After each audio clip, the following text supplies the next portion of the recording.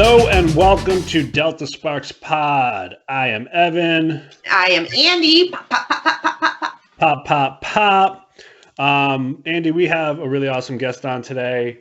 I'm super excited. We might actually learn something today. Well, I sincerely hope so because we're on episode 7, and we haven't. No, might be. I haven't been listening. I just like listening true. to the sound of my voice. Oh, we know. Oh, we know. Before we jump into it, thank you to everyone who has hopped on our new Instagram page. Hit that follow button. Please follow it over to deltasparkspod.com. Find us on Apple Podcasts, Spotify, Google Podcasts. Like, share, subscribe, all that YouTube. Jazz. And yes, YouTube, Delta Sparks Pod. We made it really easy, I think. I don't know. We have to keep. We operate under the KISS principle. So keep it simple, salmon. Yes, keep your salmon simple. Keep your salmon simple. A nice Dijon kind of aioli, little pepper, little lemon. So I've heard. I don't eat fish or seafood. I don't eat fish either, except on the Sabbath. Okay, so we'll jump into this. Our guest today. Where should I start with? The fun facts or where they're from? Let's start with fun where facts. they're from. Okay. So our guest today hails from the great state of Utah. They are a master electrician, an electrical instructor, and a manager of a service division. They service. He tells who to do what to do whom. And then some. And then some. Fun fact, former bodybuilder, didn't have to tell me, hockey fanatic, and an avid fisherman. I'm pretty sure the lake dried up. Salt Lake City. It's an American thing. Salt Lake City, Utah is in the southwest of the United States, not the Middle West. Thank you. Okay. See, you do teach. I do teach. You can find our guest here at Utah_electrician and on Instagram as well at Nationwide Electrical EDU. Please welcome to Delta Sparks Pod, Chad German. There we go. Hey guys, how's it going? You lifted the veil, and it was like I was entering heaven. Just like it white did. It on was like white. light for a minute. I was like, "What the heck is happening?" Welcome. Thank you for spending some time with us today. Yeah, I'm super excited. Thank you guys for. I came to you guys because I thought your podcast was awesome. I'll just say that. Flattery will get you everywhere. I went to you guys because I like what you do. It's fun. So. I don't even know what we do, but fun is one of the things we try to do. Yeah. We'd like to mix it up and kind of make it different every time, but yeah. I don't know why I'm moving my head so much. You know what? Shut up. If you record this episode on a video and play it at high speed, it just looks like my head is spinning in circles. Like a demon. Anyways, so like a good neighbor, State Farm is there. So, I'm gonna jump into it with a fun. Ooh. Yep, we're good. What? For those of you who are listening, Andy is getting hammered drunk. Okay. Background. Today is St. Patrick's Day. The day that we were recording. So I am drinking green beer because neither of you are drinking. I'm drinking coffee. I had to take one for the team. My coffee cup speaks volumes. I don't know if you can read this at home if you're listening on Spotify, but my coffee cup today says, "Working harder than an ugly stripper." You're an inspiration. That's what my mom tells me. That's hard work. That's really hard working right there. And for an electrician, that can mean two different things. That's true. If you listen to this podcast, you probably are thinking a stripper because I like to take my clothes off and put on speedos. But if you're an electrician as well, you might be thinking about I like taking my clothes off and putting on speedos. So either works. It's true. And then put tools into said speedo. If they made a tool belt speedo, Chad, we gotta get in on this. I feel like you'd be the guy to do some R&D with me. I mean, I was going to do a post, honestly, once you start posting you in the Speedo, I was going to do a comparison of me back when I was 20. How old are you, 29? 32, but I'm built like Okay. I'm a 12-year-old girl. Okay, well, back when I was 29, I was Mr. Utah. So I was going to find that old picture. Definitely not me now, and I was going to put it up and hopefully get a little – because if you put me against you now, it looks like Homer Simpson against a 12-year-old girl. Honestly, I wouldn't say that. Michelle from the Driver Back sent me a Speedo, which is going to be posted pretty soon. I saw that on your last one. Yeah, it looks like somebody put too much filling into the hot dog casing. You leave me in there for an extra minute, shit's going to start popping off. Yeah, it's so speaking of Speedos, which is actually a very common segue on this podcast, believe it or not. Yeah, more than you'd think. Cheese and Speedos are our two kind of safety areas. Ooh, that's how I'm going to spend the rest of my night. So let's actually get into a question before we get into more into Speedos. So I did a deep dive on your profile. I wanted to get to know the man behind the account. And you'd posted something recently-ish. And I remember seeing it on my feed one day. You'd posted, it was like 4 pictures in one. And it was asking, how do you tape/identify wires? For those of you at home who are not electricians, wires, I was told I need to kind of explain things every once in a while for the non-tradesperson. So a wire, do I need to go that far back or? Okay. So wires come in different colors, but sometimes wires just come in black. Okay. And per the electrical code, which I'm sure Chad could tell us right now, you have to identify the wires with colors, different colors signifying different things. There's a number of ways that people use tape or sometimes markers to identify wires. And some of those are like candy cane stripping, again with the stripping. Some people just unroll a whole load of tape just at the last 6 inches, make it nice and chody. But I always find it interesting working with other electricians and seeing how they use their tape to identify wires. Or what they use to identify. Yes. Because you said you did mention markers as well. Racketeers makes a pretty good wire identifier marker thingy. They sure do. So I can spit out the codes off the top of my head, but Andy, you're in Canada, so obviously that's. I'll shut my ears. That'll be a different code. You're going to be like, oh, that's not going to be anywhere in my code book.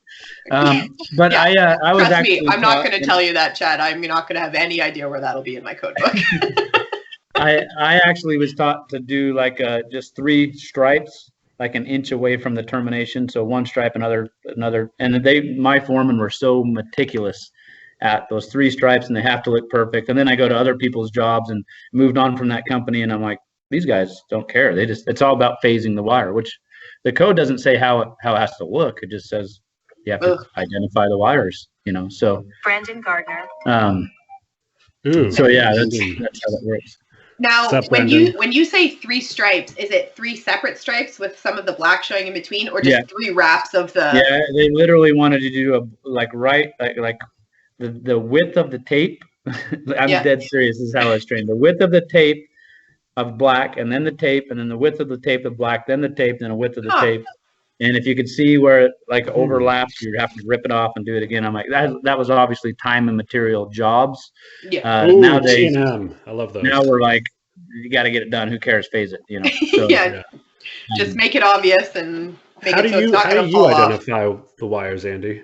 I was taught to do about 1 inch up and then wrap it for 3 or 4 inches, but keep it consistent and like 1 layer. But again, more about phasing. It wasn't expected to be perfect, but it wanted it very clear as to what it was. And some of my journeymen within the same company wanted different things. Yeah, so that's the big kicker. Yeah, you might get with a guy that tells Abby, that was my apprentice. She asked to go commercial. She wanted to learn a little bit more. She's with the guy that is so meticulous that she's probably gonna want to die. But you know what? So I find that being meticulous, it teaches good habits. No, right? It's good. She's gonna end like most guys that do meticulous work. Most people, I don't know why I said guys, Most okay. people, when they do meticulous work, there's less troubleshooting. I mean, you That's go on it, a right? job that just looks horrible, and you can guarantee the end of that job's going to be ugly. Well, even so, Oh, I yeah. find for inspections and such, they're going to look a lot closer if it's not looking right. Oh, absolutely. Yeah, that's Right? something I teach my guys. Like, hey, you can get away with a little bit if it looks nice, right? Yeah. So, Yeah. That's how I've made it this long in the trade. By looking nice, Evan. You're looking nice. By and looking just nice. like, well, hello, Yeah. inspector. Yeah. See, and when I've talked about this before in New Jersey, and I don't know how it is in Utah, a company has to have its master's license, and you can have pretty much an unlimited amount of people working under that license in the company. That is wild to me. That is absolutely wild. It's a little like the wild, wild west. It's like that here. It's like that in New York, Pennsylvania. I think Virginia, when we were talking to Josh from Haven Electrical, same. But I've lived in other areas of the country and worked where registered apprentice with the state, in school, journeyman license, that has to be, on your person, 1-to-1 ratio. right. So for me, my formative years in the trade, they weren't really code focused. So that's something I really struggle with. My company decided to buy everyone at the beginning of the year, the 2017 NEC code book. It came in like that nice little brown Amazon box package. And they come in now once a week to do a toolbox safety talk and then do a code kind of quiz. Like when I say code quiz, there's 20 guys standing in a circle with 3 papers, and we all just kind of split off, and whoever has a code book on them. But it's something I struggle with that I'm trying to get better on. And I've had people, getting back to the taping question, tell me that how I tape is illegal at times. And I'm like, so there is a code, and there's a misunderstanding with identifying conductors. There's a student trying to get in right now. I ignore it. Pounding on the door because that's what a 4th-year apprentice does. Don't make eye contact. He'll go away. Yeah, I'm just going to pretend that they're going to come in the back here. Maybe not. They're still pounding. Hold on one second. Yep. So we had it that we had a code refresher woman come in, but when I was on my job sites, it was basically that we had a code book that sat in the trailer, and we at one point had 20, 22 guys on site, electricians. So if you needed to look at something, you could go and look at the code book. And we, our first and younger apprentices, before they've gone to school, they have no idea about code stuff. They're just kind of doing what they're told by the older apprentices or further along apprentices, I guess, and your journeyman. So they probably won't even crack a code book until they've gone to at least definitely they will in level 1. But yeah. I find Google's really helpful. Google your code questions.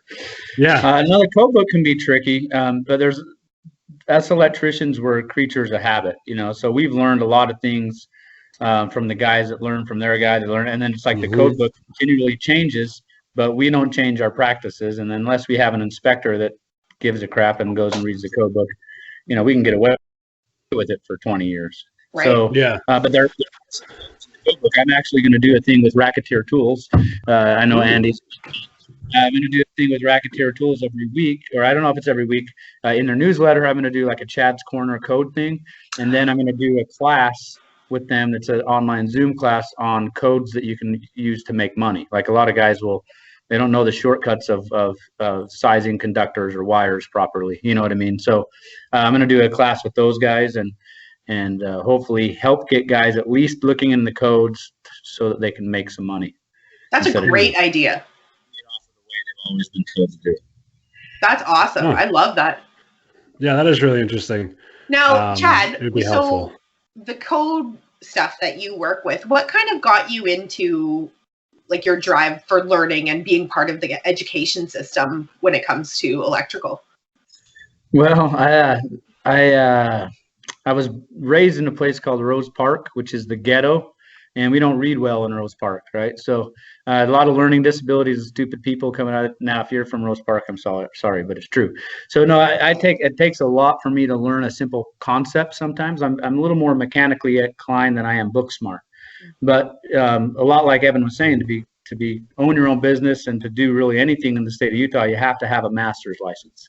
So that's where I wanted to go from day one. But to study and everything, my teachers would just get up, and most of the students, even in my school that I work at now, I should probably keep that under the down low. But the system that they go through as in the 4-year program is guys that just have a part-time job that just, read your book and let me know if you have any questions, right? And so you're kind of self-taught. So I was constantly having to work at the book in order to get to where the level I wanted to get at. And then when I started teaching, I could just see that the guys were hungry, a guy in the field that's accomplished a lot. I've ran a lot of big jobs, commercial hospitals and Walmarts and schools. And I've ran a lot of big jobs with big crews.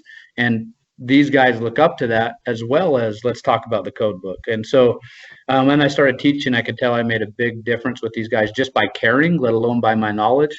But then I didn't want to teach them incorrect things and just keep that pattern of just do it because I said. And so I've really dug deep into the code book. And then, Armando, New Mexico, Sparky, he's the chief inspector out of New Mexico, just got that job. But he wanted that job and he needed to know the code book. So him and I have just been back and forth in the code book. And, then we got with Ryan Jackson and I started Sparky EDU to kind of give more back to the community on Instagram instead of just tool reviews. There's nothing wrong with tool reviews. We all use tools, but if we can make money and be better electricians and use our platform to do that, then I wanted to be part of that. Because, when I'm gone, I would like my grandkids to look back at Grandpa and say, man, look at what he did. People knew who he was because of what he contributed, not just like Grandpa had cool tools and everybody loved that about him. Grandpa was great in a speedo at 20. Yeah, you stole my joke. I was like gearing it up and then you just swooped right in. Gosh, damn. That's what I do. So you said that you were experiencing guys that were kind of hungry for learning. Now, do you kind of notice that parallels over with like the motivation and like being a more motivated worker when you know those kind of codes, and like do you find that? Yeah, I actually, a couple of the students that just came in, they're not in, they just left to go back to the lab, but these guys become like family. These guys were first-year apprentices at one point. Now I'm teaching them in 4th year, and to see them come in and they're hungry or they're scared and they're nervous. And just the other day with this class, one of my favorite students that kind of, I don't know if he's slow. He's not slow. He's had to work a lot harder. He was popping off answers left and right, and I'm like, wow, there's been growth, and it feels really good to see these guys become what you want them to become, and so my relationships with them is what kind of sets me apart. What was the question? I'm sorry. Well, you answered it. No, yeah, just the parallels of like hard work. You can see it. I teach first years and they come in smelling pretty and their hair's done. They look like Evan, right? You just took a shower and you come to the podcast. And then, Andy, grizzled 4th year, like Andy. I got my hat on backwards and I didn't shower. That's the 4th year. Drinking a beer like and all high hell, and I'm pretty sure half the guys on my they work really hard. So it's a good bunch of guys, and they're leaders in their company. I have a couple guys in the classroom that their first years are their apprentices, or they're not. Maybe they're apprentices. They work with them and they look up to them, and I'm the teacher on both ends. And so it is cool. You see these guys, the work ethic. You provide for their families, and it's pretty awesome. I can't wait to see these guys in my 4th year class 15 years from now. Yeah, I think it's exciting. Find it's so fulfilling. I'm currently at a spot where on our particular job that I'm working on, I have one guy who's not even an apprentice yet.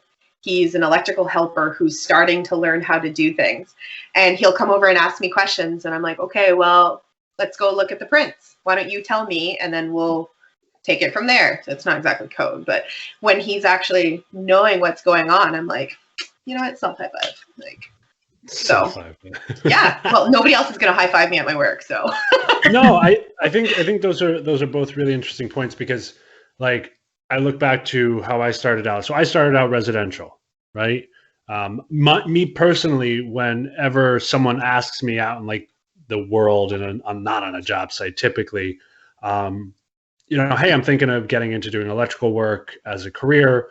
what do you suggest I do? Like, where do you suggest I start? Like commercial? I'm like, no, go do residential work. Yeah. Do residential work for like a year or two at least, because the fundamentals you learn roughing a house, right? The thing is like when you're doing residential, typically the cost of a mistake, not saying in general, but typically is far less than on a commercial job. Learning circuitry, right? How a three-way is wired, how to run the wire for a three-way, the multiple different ways to do that, right? A three-way, a four-way switch, how to splice wires. How about just that novel concept? Yeah. How to twist wires properly to put them under a wire nut. But I didn't look at a blueprint until I was 3 or 4 years in. Right. And no one told me how to read it. They just said, go look at the blueprint. And I had to act as if and figure it out as I went. Right, exactly. And there's guys, in fact, one of the students in this class, he got stuck for 3-4 years just doing underground. So he's digging, throwing pipes in the ground. And then he switched to residential, and now he's learning that stuff. It'll come together for him. I was commercial all the way through until I got my master's. And then I worked for, the guy I worked for is my original foreman that, was my foreman. I was running a huge grocery store, and he goes, hey man, you want to come work for me? I'll pay you the same. And I was like, hell yeah, I don't want 45 guys on a job site and have to deal with that. If I can make the same and deal with less. And we built the company up, and I got into residential, and now I'm doing service, and our industry is awesome. And if you're stuck where you're at and you're unhappy, you're choosing to be unhappy. Oh my God. There's so many different routes you can take with electrical. I did the same thing, Chad. I was in commercial for the first 4.5 years of my apprenticeship, and I just recently have switched over to automation. So it's a completely different kind of electrical, but wow, and it's different reading, different prints, different codes, because we now ship things down to the States. We ship things to China. So we have to be aware of all of these kind of different kinds of codes, and that not even necessarily knowing them, but just being aware that the codes will be different from place to place. So I know what you're saying about getting that all different kinds of learning. He's like, what are you laughing at? Andy's getting a little sauced here, folks. I caught a boot. Oh no! A boot? Oh, okay. She's usually that only comes out when I'm tired and drunk. We could talk about the code and this probably for hours, but I want to keep us moving because there's a couple other topics I wanted to touch base with you on, based off of some things that I saw on your page that I really identified with, and I thought our listeners would identify with as well. Right? The Speedo. Don't worry. We got like another 6 minutes on Speedos coming up later. But there was a video you did. I think it was you sitting in a car, and you were just talking, and the overall idea that you were conveying was keeping your mind off the negative. Now, we are 2-3 electricians sitting here talking, and we could talk about electrical stuff till we're blue in the face, and some of our listeners might understand it. Some of our listeners might understand part of it, and some of our listeners may not get any of that. But there are certain things that are across the board, right? No matter what your trade is or what your career is or where you are in that career. And we've talked about it a lot on this podcast, like not so much even just mental health, but just like taking care of yourself, self-care, self-motivation, keeping yourself on track. And I know, like for myself, I'm on a job site right now with 20 other people in my company, in my trade, but I'm typically working alone, right? I'm isolated. So that can be kind of difficult when you're standing in an electrical room wiring up panels all day for a week, and you don't really have much, contact with the outside world. Your mind starts to wander a bit. And that can really just, take that to the nth degree in all areas of my life. So where did that idea for you, keeping your mind off the negative, kind of, where did that start, or what was that aha moment where it was like, I want to put this out there to the world? Well, I just like you mentioned, where you get people hitting you up saying, where should I start? I get that. Like, hey, I'm thinking about being an electrician. I got a guy actually today. I'm from New Jersey. I want to come out to Salt Lake. What's a good company? I get all sorts of questions, and I get guys that get beat up by their bosses, or, I'm trying to run this job and my wife's kicking my butt at home, and I'm not a journeyman yet, so I'm in school. And how do I handle? So, is that my husband that's messaging you? That's so weird. It might be, yeah. No, it's just random stuff. But so ultimately, I get a lot of like, how do you work so many hours doing so many things? That's honestly, that's what makes me happy. But on the same note, I miss my kids. Sometimes I'm just like, I want to end it all and just hang out at home all day. But I'm a busybody. I like to be part of the flow. I like to be part of it. Some people aren't that way. And so you really, I've had a kind of a hard upbringing in life with just in life in general, when at a younger age. And my wife really helped me to pull myself out of like, help me to see that I could potentially do something and have confidence in what I'm doing, in life in general. Yeah. And once I got that confidence, I was able to, I can get low. Like in the last couple of weeks, I've actually had times where I'm like, dude, this is hard. I need to simplify my life. But at the same time, it's all about perspective. And so if you can give yourself a positive perspective, tomorrow's another day, then you can get through this stuff. Our apprentices, they're running around in their own cars with their own gas money and the cool thing is they have every tool in the book, and their bosses are yelling at them and they're trying to keep up. And at the end of the day, I'm where I'm at. I remember those days like they were. I remember crying in a porta potty because I was out of town for 6 months and I just wanted to go home, and the foremen were drunk and they were constantly just being a-holes to us. And I was done. I just went in and gave myself 15 minutes and pulled myself together and went back at it. And those guys are nothing. Those guys are still apprentice sources. They're still getting drunk every night. And that company keeps calling me and asking me to go do something in their office. And I think if you can just keep going and grinding through those hard days, tomorrow's going to bring you something different. And so that's kind of why that comes out. I find too, sometimes when you have the lows, it helps you appreciate the highs a little bit more too. Oh, absolutely. Yeah. And we all have always, like people that act like they have it all figured out and their life is easy. That's a bunch of shit. Fake it till you make it, right? Yeah. Well, I mean, that's the kind of double-edged sword of a social media, right? Right. 99.9% of what's put on social media is a very curated perspective that you want people to see about you. Right. Whereas, like, I mean, me and Andy met on Instagram, and our interactions initially were very, surface, likes and shares and stuff. And then as we started this podcast, we have really kind of grown to really close friends, and she can tell just through Instagram messaging and vice versa when I'm off. Yeah. And also, just real quick there, Ev, could you just share with our listeners, our 3 listeners, what the first picture that you sent me was? Him in a Speedo? No. No, it was not a Speedo. It was leading up to Halloween this past year, and Andy had done one of those stories of like, what was your best Halloween costume? And she was sharing all the answers. And I said, senior year of high school, I dressed up like sexy Dorothy. Because my high school had a Halloween costume contest, and I went to the party store and there was all these costumes, and I saw the sexy Dorothy costume and I dressed up like sexy Dorothy, and she didn't believe me. So I sent her a picture, and lo and behold, Andy then shared that with her some thousands and thousands of followers. I got permission. I did have your permission to share that. Yeah. I feel like if you were a good friend though, you wouldn't have shared it. Yeah, we weren't good friends at that point. No, we were. But it's really easy to identify when I'm in the low points during the low points, right? Like, it's really hard to identify when I'm in the high points. I'm a big believer in that. I typically don't learn as much, if not anything, when everything's going good, right? Because what am I being forced to change? Why am I not being forced to evolve? And evolution and change are painful.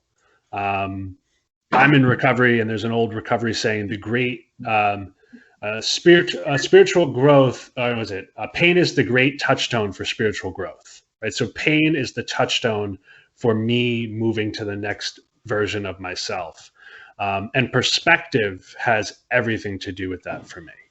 How I look at things is 100% key for me. About 2 weeks ago, I was on a job site that I'm on now, and this is all perspective. Our foreman was home for a week on COVID watch, and this job has a deadline of April 1st. No fools. And no one was really, it was like a chicken with his head cut off on the job site. No one really knew exactly what they should be doing, even though everyone knew what they should be doing. And I'm the A-type personality that will just fill the void and try to figure things out and help things go along. And people started getting resentful at me for that and talking shit. And I got very, very butthurt. And there's no other way to put it. Oh, I love that term. And I said, fuck this. And I don't deserve to be treated this way, and I don't need to be here. I could find a job in a second. And I put my resume out there for a hot second. I got a bunch of calls, and then I realized to myself, am I leaving because I'm being treated poorly, or am I wanting to leave because of how I'm perceiving things? Right? And then I said to myself, after thinking about how am I looking at the situation, I said to myself, why is it that I'm trying to be in charge when no one put me in charge? Why am I trying to rush to that point? And then from that, I said, even though I was trying to do the right thing, maybe did I play a part in why there's like a divide between me and some of the other guys on the job?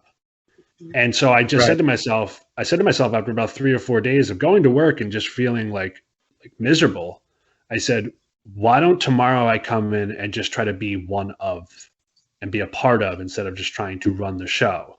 And since then, things have gone significantly better. Nothing's changed outside of me, but inside of me, what I can control has definitely helped me change how I feel on a daily basis and made life a lot less, I don't know, fucky. Yeah.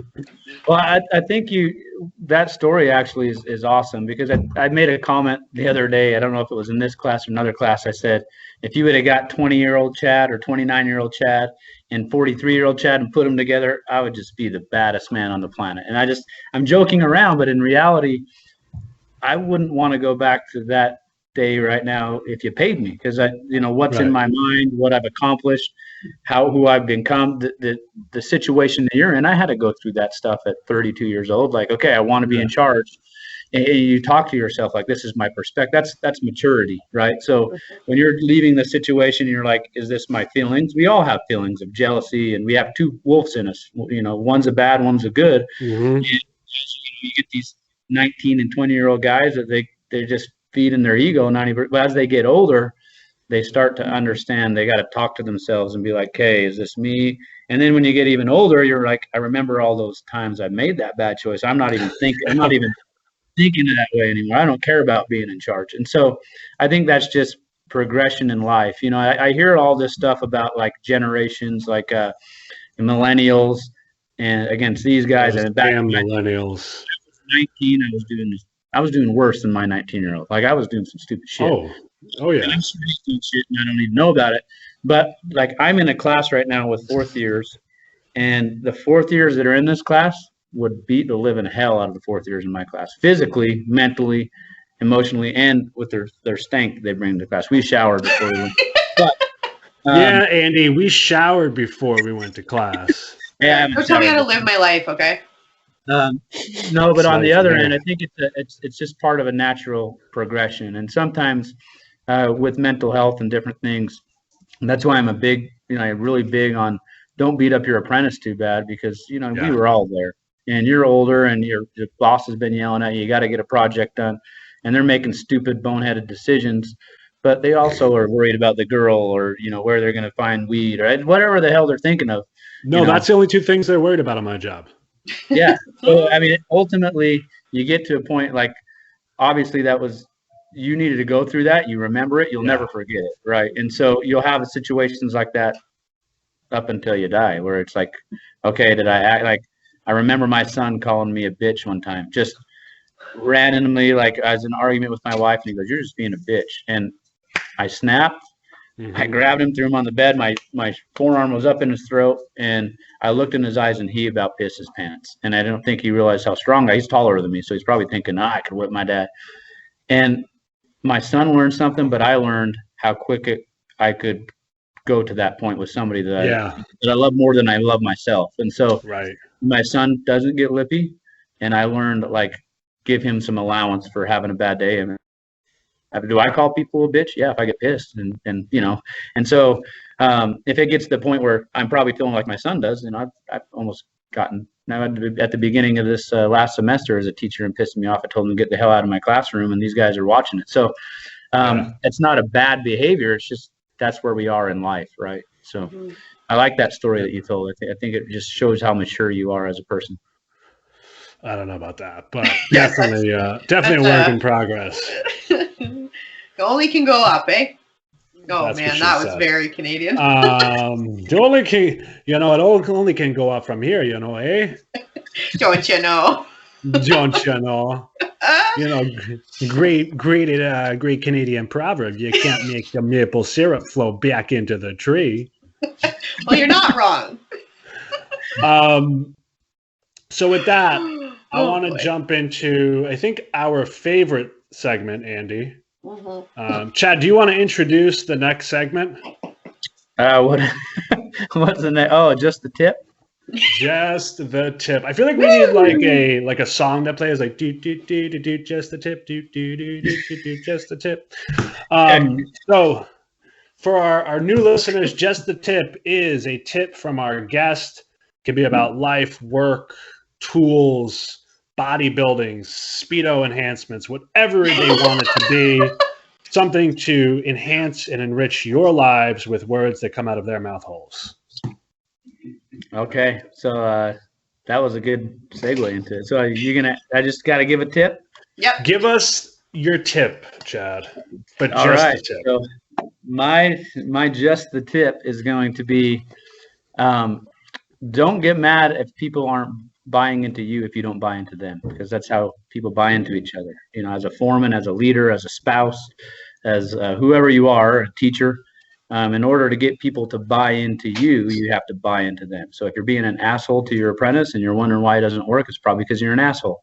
But if you're taking the time to teach him or her and check on them and see how they're doing and give them tips on their jobs, chances are they're going to want to. I try to do that all the time. They keep running away from me. Yeah. Same. Yeah. No, I like that though. You have to invest in the people you want to invest in you. Yeah. Right. Yeah. It's a golden rule. Treat others how you want to be treated. Exactly. I was telling that to a foreman because he was wondering why guys wouldn't buy into him, and then I was like, wait, maybe that's why my wife won't talk to me. So I went home and started doing the dishes and doing the laundry. I'm like, dude, my wife's talking to me. This is awesome. I taught myself something, right? So there you go. Yeah, my wife talks to me too about not doing the dishes and not doing the laundry. But, hey, she's still talking to me, right? Yeah. Let's not talk crazy and start actually doing the dishes or the laundry. Yeah. Hey, you know what? My defense, I put a dish in the sink, and then by the time I get back to it, it's done. So I don't get the chance to wash the dish. The kitchen fairy. Yeah, well, she calls it the dish fairy. And I'm like, listen, we're both neurotic about different things. I'm neurotic about not wanting to wash dishes, and you're neurotic about leaving dishes in the sink. So it's a win-win. No, I find that, like, I've been folding laundry. We have 4 kids, and my 19-year-old's got a fancy style. I mean, that kid's clothes are like way more expensive than I've ever. I mean, he's more expensive than everybody in the family. He buys them, so I'm not going to say anything. Okay. He dresses really nice, and he goes through clothes like crazy as far as like in the laundry. So I find, and I want him. He's 19. He folds his own laundry. And he'll throw in and do his own things. Anyway, I find that I could put on YouTube and watch code stuff or theory, and I'm folding laundry, and I'm kind of getting that, 2-3 hours, because we got a lot of laundry by the end of the week. I got a couple, hours of learning while I'm helping my family. And so it's like, yeah, my wife's a stay-at-home mom, but you got 4 kids, and she's not just sitting on the couch eating bonbons and watching stuff. We got a little farm she's got going on. She's helping to get my son with his reading and with his learning, and I got a couple younger kids. So her job's a lot harder than mine in a lot of ways. She doesn't have human interaction with adults, and I'm gone every day, so my wife's a badass, and so if I can give back to her by doing the dishes or the laundry because of the support she gives me, I've left on a Sunday to go help one of these kids study for a test, just like, hey, I'm going to come to your house, you live down the road, you're struggling. So she just, okay, well, let me know when you come home, I'll have dinner, and so she's so supportive. I got to support her, and that's kind of what I was talking about. That's amazing. I love hearing absolutely. that. Well, Evan, what do you think? Should we hit our lightning round? Our lightning round. Rapid questions, lightning round. Okay. So, Chad, clear your mind. Okay. Think nothing. Feel nothing. I'm going to ask you a series of 5 questions that have no bearing on anything ever at any time, any place. Okay. Question 1. Fill in the blank. Bacon is sexy. Yes. Great answer. A man who finds bacon sexy and speedos appropriate. Have you ever seen a bacon speedo? That's sexy. I think Andy's about to buy me one. Whoa, what? You are writing checks that my Visa can't cash, my friend. Yeah. Question 2. If you could travel back in time, what period would you travel to?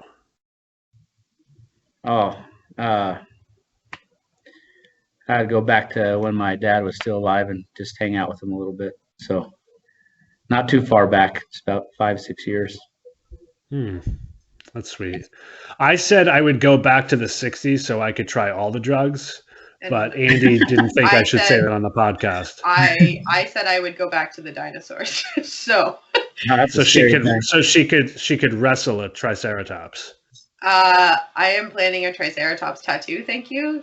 That is immediately what I would do. Is your triceratops tattoo you wrestling the triceratops? It is now. Okay, good. All right. 3, and this is actually really cohesive. Did not plan this at all. What has been your favorite Halloween costume? I don't do that. Let me try to think if I've ever, when I was a kid. I'm not a Halloween guy, so Speedo it is. Okay. Speedo it is. Bacon Speedo. Obviously, when I was a young teenager, it was anything with the. Anyway, I'll keep it clean. Never mind. Yeah. Question 4. Okay. My little boy's pumpkin costume when he was 3 was adorable. I'm going with that. I like it. Love it. Question 3. This is a serious one. Would you rather cuddle with a baby panda or a baby penguin? Penguin. Ooh, that was quick. That was quick. I like that. I respect that. Last question. Okay. Brushing your teeth and wiping your ass. You have to pick one to give up for the rest of your life. Which one is it? Oh man, I've had some swamp ass before in the past. Working and it gets sweaty and shit goes. I'm not brushing my teeth. Screw everybody else. I don't care if anybody. See, that's what Evan said too. I think every man would answer that way because there's nothing worse than having that lake of sweat. Well, there's some other health. There's some other health issues. We're pretty hairy down in that area. You get some dingleberries catching up. You're not going to be able to pass. I know, right? I think out of the way. I don't remember how far back this was, but me and Andy, I think we're doing a live, and at some point her mom jumped in. Just no, it was your mom. It was mine. No, I think it was both our moms. I was talking about how I'll never trim my backdoor hair ever again because I did it. And I was cleaning up the front yard, and then I was like, well, I kind of made my way to like the middle of the house, and then I went full back, and I was like, fuck it, I'm already there. And for the next 2 weeks, it was like I sweat more just in that one area in those 2 weeks than I ever have in my entire life collectively. And then when the hair started growing back, it was like a sweaty, prickly bush. And I was like, yo, I had to make that decision. Oh, yeah, Yep. it's not pretty. Just let And then there's that- butt hair my grow. God. And there's that key decision, and we all know it is like 4 to 5 days in. I'm so uncomfortable because of how prickly it is and how sweaty it is. Yeah. Do I clean it up, reshave it so I'm not prickly, or do I persevere, okay, and get to that other side and embrace the bush? And I think we all know what that answer is. Oh God. Yeah, you just gotta roll with what God gave you, you know. That's Au naturel. You heard it here, folks. Delta Sparks Pod. Let your bush grow. Chad, I want to thank you. This has been a lot of fun. Oh my God. Andy has not been able to inhale for at least 3 minutes now, so I think we did our job. yeah. Shit. Everyone out there, check out Chad on social media at Utah_electrician and at Nationwide Electrical EDU. Go follow him. Chad, thank you so much. We appreciate Thank you so it. much, Chad. This was awesome. This was awesome. This is fun. I'd do it again if you guys needed to. But get some other Hey. people in because that'd be weird. Definitely. We have Chad back. We have, and week 3, Chad. Week 4, Chad. No, this was a lot of fun. We definitely want to have you back on soon. So I know you got a lot to do. So have a good rest of your day, and we will catch you a little later. All right, sounds good. Thank you guys so much. Have Bye, a good Chad. night. Thank you.